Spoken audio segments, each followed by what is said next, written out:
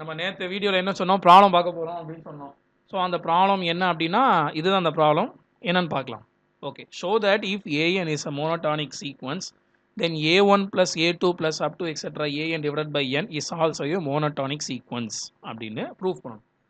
அதாவது ஒரு ஏஎன் அப்படிங்கிற சீக்வன்ஸ் கொடுத்துருக்கிற சீக்வன்ஸ் ஏஎன் அது மோனோடானிக் சீக்வன்ஸ் இருக்குது அப்படின்னா இந்த a1 plus a2 plus up to etc an divided by n monotonic சீக்வன்ஸாக தான் இருக்கும் அப்படின்னு ப்ரூவ் பண்ணணும். ஓகே, ஸோ இப்போ நம்ம ஒரு சின்ன சிக்கல் இருக்குது. என்னதுன்னா, இப்போ a n is a monotonic sequence அப்படின்னு சொல்லிட்டான். மோனோடானிக் சீக்வன்ஸ்னால் அது ஒன்று மோனோடானிக் இன்க்ரீஸிங்காக இருக்கலாம் அல்லது மோனோடானிக் டிக்ரீஸிங்காக இருக்கலாம். எப்படி வேணாலும் இருக்கலாம், சொல்ல முடியாது. ஏன்னா இதில் ஏதாவது ஒன்று இருந்தால் கூட நான் அதை மோனோடானிக் சீக்வன்ஸ் சொல்லிடுவேன்.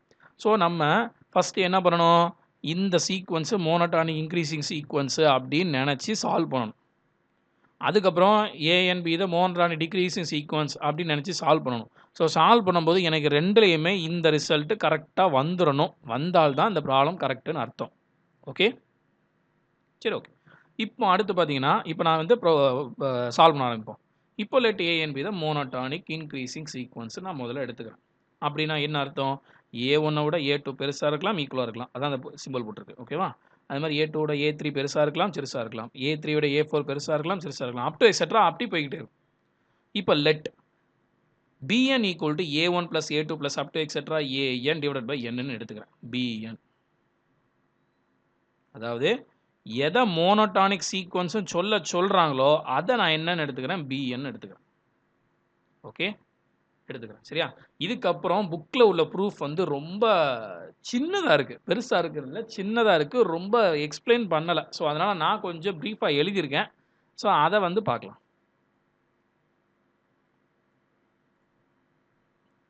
ஸோ அதை பார்க்கலாமா, பாருங்க. இது வரைக்கும் எழுதியிருக்கோமா, Bn ஈக்குவல் டு இந்த ஒரு நிமிஷம், ரைட். இப்போ Bn ஈக்குவல் டு இது வரைக்கும் எழுதியிருக்கோம், ரைட். இப்போ இதை நான் மோனோடானிக் இன்க்ரீசிங் சீக்வன்ஸ் அப்படின்னு நான் சொல்லணும். அடுத்து மோனோடானிக் இன்க்ரீசிங் சீக்வன்ஸ் அப்படின்னு நான் சொல்லணும். ஸோ மோனோடானிக் இன்க்ரீசிங் சீக்வன்ஸ்னால் என்ன அர்த்தம், that is A N less than or equal to A N plus 1 அப்படின்னு சொல்லணும். That is A N minus A N plus 1 less than or equal to 0 அப்படின்னு சொல்லணும்.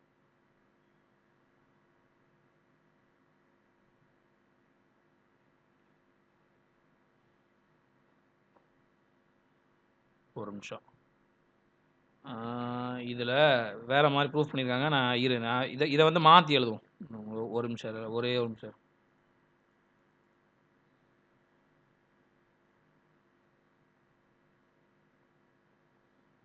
இதில் எப்படி எழுதியிருக்காங்கன்னா நான் அப்ரூவ் பண்ணதை சொல்கிறேன் பாரு. இரு, நம்ம condition A N less than or equal to A N plus 1 வரணும். அதுதான் மோனோடானிக் இன்க்ரீசிங். அண்ட் அதுக்கப்புறமா இதை நான் மாற்றி எழுதிக்கிறேன். என்னது, AN plus 1 greater than equal to AN. ஒன்றும் இல்லை, இதை மாற்றி எழுதியிருக்கேன், வேறு ஒன்றும் இல்லை. அப்போ AN plus 1 minus AN greater than equal to 0 அப்படின்னு எழுதிக்கலாமா. இந்த ஏஎன் அந்த பக்கம் கொண்டு வரேன். ஸோ அப்போ AN plus 1 minus AN greater than equal to 0 அப்படின்னு கொண்டு வந்துடலாம். அப்போது நம்ம சீக்வன்ஸ் பிஎன், அப்போ நான் என்ன கொண்டு வரணும்னா B N plus 1 minus B N greater than equal to 0 அப்படின்னா என்ன அர்த்தம்னா, ஒன்று இது 0வாக இருக்கணும், இல்லைனா பாசிட்டிவாக இருக்கணும். இந்த ஈக்குவல் டு தூக்கிட்டோன்னா 0வோட பெரிய நம்பர். அப்போ 0வோட பெரிய நம்பர்னா பாசிட்டிவ் நம்பராக தானே இருக்கும். ஸோ ஒன்று 0ன்னு சொல்லணும், இல்லைனா பெரிய நம்பர் சொல்லணும். இந்த ரெண்டில் ஏதாவது ஒன்று சொல்லணும். ஓகேவா, ஏன் இங்கே ஜென்ரலாக ஏஎன், பட் நமக்கு இங்கே பிஎன் தான் எடுத்திருக்கோம். ஸோ இந்த சீக்வன்ஸ் தான் மோனோடானிக் இன்க்ரீசிங் சீக்வன்ஸ் நம்ம சொல்லணும். ரைட், இப்போ ப்ரொசீட் பண்ணுவோம். இதை முதல்ல கண்டுபிடிக்கணும். ஸோ அதை தான் இங்கே எழுதியிருக்கேன். Bn plus 1 minus Bn is equal to Bn plus 1ங்கிறது என்னது, இங்கே என்னங்கிறதுனால n வரைக்கும் இருக்குது. அப்போ இங்கே n ப்ளஸ் 1ங்கிறதுனால n ப்ளஸ் 1 வரைக்கும் எழுதணும். அப்போ A1 plus A2 plus up to etcetera AN plus 1 divide by n plus 1 minus A1 அடுத்து Bn தானே. ஸோ Bn அப்படி எழுதிடலாம். A1 plus A2 plus up to etcetera AN by n. இங்கே n plus 1. ஓகேவா, இங்கே n ப்ளஸ் 1ங்கிறதுனால n plus 1. Okay, இப்போ இது ரெண்டுக்கு எல்சிஎம் எடுக்கணும். எல்சிஎம் எடுத்தா ரெண்டையும் பெருக்கணும். அப்படி தான். ஸோ அப்போ n ப்ளஸ் 1 இன்ட்டு n, அப்புறம் கிராஸ் மல்டிப்ளிகேஷன் பண்ணணும். கிராஸ் மல்டிப்ளிகேஷன் பண்ணோன்னா n அந்த பக்கம் போயிடும். ஸோ அப்போ n into A1 plus A2 plus up to etcetera AN plus 1 இந்த மைனஸ் இந்த n + 1 அந்த பக்கம் போகணும். ஸோ அப்போ n + 1 × a1 + a2 + up etc. an அப்படின்னு போகணும். இப்போ இந்த எண்ணை கூட உள்ள மல்டிப்ளை பண்ணுறேன். அப்போ n_a1 + n_a2 + up etc. n_an + 1 இந்த மைனஸ் அப்படி இருக்கட்டும். உள்ளுக்குள்ளே வேலையை பார்ப்போம் முதல்ல. இந்த எண்ணை கொண்டு இந்த எல்லா இடமே மல்டிப்ளை பண்ணுறேன். ஸோ மல்டிப்ளை பண்ணும்போது என்ன கிடைக்கும்? n_a1 + n_a2 + up etc. n_an கிடைக்கும். ப்ளஸ்ஸு இந்த ப்ளஸ் இங்கே இருக்குது. ஒன்றை கொண்டு எல்லாத்தையும் மல்டிப்ளை பண்ணும்போது இதே டேர்ம் அப்படி கிடச்சிடும். அதான் அப்போ a1 + a2 + up etc. an அப்படி கிடச்சிடும். இந்த n + 1 × n அப்படி இருக்கும். ஓகே. ஸோ அண்ட் அதுக்கப்புறம் இந்த மைனஸ் கொண்டு உள்ளே மல்டிப்ளை பண்ணுறேன். அப்போ பண்ணும்போது இந்த டேர்ம் அப்படி தான் இருக்கும். இந்த டேர்ம் வந்து ஒன்றுலே மைனஸ் வரும். -na1 -na2 -nan வரும். ஓகேவா? இங்கே பார்த்தீங்கன்னா na1 +na1 +na2 அப்படி எக்ஸெட்ரா +nan அப்புறம் +nan + 1 இருக்கும். அப்போ இங்கே nan வரைக்கும் இருக்கும். எல்லாமே மைனஸ் டேர்ம் இருக்குது. ஸோ டோட்டலாக கேன்சல் ஆயிரும். இந்த டேர்மும் டோட்டலாக கேன்சல் ஆயிரும். அப்போ இங்கே இந்த டேர்ம் மட்டும் மீதி இருக்கும். இங்கே மிச்சம் இருக்கிற இந்த டேர்ம் அதாவது -a1 -a2 அப்படி -an அப்படின்னு இருக்கும். ஓகே. இப்போ இந்த nan அப்படி எழுதிட்டேன். இங்கே நிறையா மைனஸாக நிறைய இருக்குது. அந்த மைனஸை காமனாக வெளியெடுத்தாச்சு. அப்போ உள்ளே என்ன இருக்கும்? a1 + a2 + up etc. an / n + 1/n இருக்கும். ஓகே. இப்போ nan + 1 minus a1 + a2 + up இப்போ அடுத்து a1 + a2 + up etc. an நான் ஒன்று a1ஐயும் an எழுதிக்கிறேன், a2வையும் an எழுதிக்கிறேன், அப்படி எல்லாத்தையுமே an எழுதிக்கிறேன். எதனால் அப்படின்னா a1ம் a2வும் ஈக்குவலாக இருக்கலாம், பெருசாக இருக்கலாம். a2வும் a3யும் ஈக்குவலாக இருக்கலாம், பெருசாக இருக்கலாம். ஓகேவா? ஸோ இப்போ நான் என்ன பண்ணிக்கிறேன்? எல்லாமே ஈக்குவலாக தான் இருக்குது அப்படின்னு எடுத்துக்கிறேன். எல்லாமே ஈக்குவலாக தான் இருக்குன்னு எடுத்துக்கிறேன். அப்போ எல்லாமே ஈக்குவலாக இருக்குன்னா அப்போ a1க்கு பதிலாக நான் a_n போடலாம், a2க்கு பதிலாக a_n போடலாம், a3க்கு பதிலாக a_n போடலாம். ஏன்னா எல்லாமே ஈக்குவல் தானே. ஸோ அதனால் போட்டுக்கலாம். ஸோ அதை இங்கே யூஸ் பண்ணிக்கிறேன். அப்போ n_a1 an + an + up etc. nan இது மொத்தம் n டேர்ம்ஸ் இருக்குது. ஸோ அதனால் n × an. ஓகே.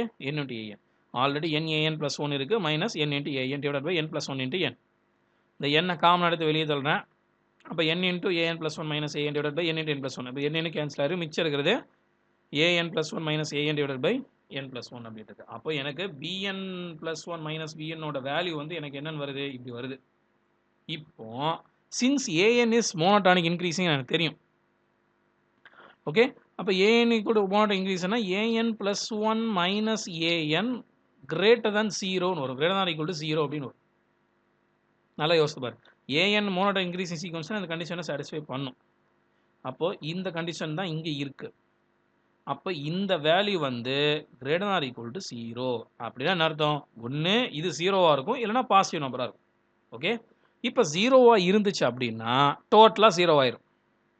ஒன்று சரி அழிச்சிக்கிறேன்.